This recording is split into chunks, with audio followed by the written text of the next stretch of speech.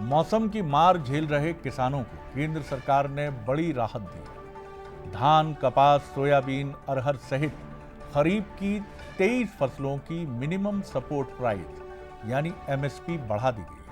केंद्रीय सूचना और प्रसारण मंत्री अश्विनी वैष्णव ने केंद्रीय कैबिनेट के फैसलों की जानकारी दी।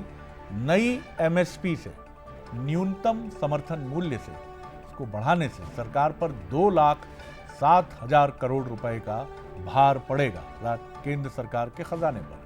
यह पिछले फसल सीजन की तुलना में 7,000 करोड़ रुपए ज्यादा है। केंद्रीय मंत्री ने बताया कि एमएसपी फसल की लागत से कम 50% ज्यादा हो, इस बात का ध्यान रखा गया है। बड़ा एक फैसला लिया गया है। आप सब जानते हैं कि खरीफ की फसल में जिस तरह से पिछले 10-11 वर्षों में मैसिव वृद्धि की गई है एमएसपी की, उसी कड़ी में सीएसीपी की रिपोर्ट पर 2025-26 के खरीफ मार्केटिंग सीजन के लिए आज कैबिनेट में एमएसपी अप्रूव हुआ है।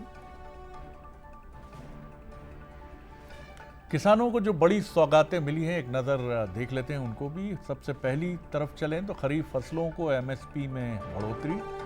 23 फसलों पर लागत से 50% ज़्यादा एमएसपी। दलहन, तिलहन, कपास की एमएसपी बढ़ गई है। किसानों को लोन पर ब्याज में छूट को भी मंजूरी दी गई। छूट से 7.71 करोड़ किसानों को फायदा होगा।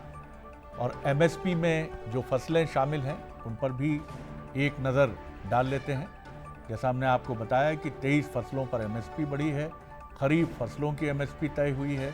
लागत से 50% ज़्यादा है एमएसपी। धान, गेहूं, मक्का, बाजरा, ज्वार, रागी, जौ, चना, अरहर, उड़द, मूंग, मसूर, सरसों, मूंगफली, सोयाबीन, सूरजमुखी, तिल, कुसुम, निगर सीड, कपास, गन्ना, खोपरा, कच्चा जूट, धान, मक्का, ज्वार, बाजरा, मूंग, ये वो फसलें हैं हमने आपको विस्तार से बताया जिन पर अब किसानों को फायदा होगा।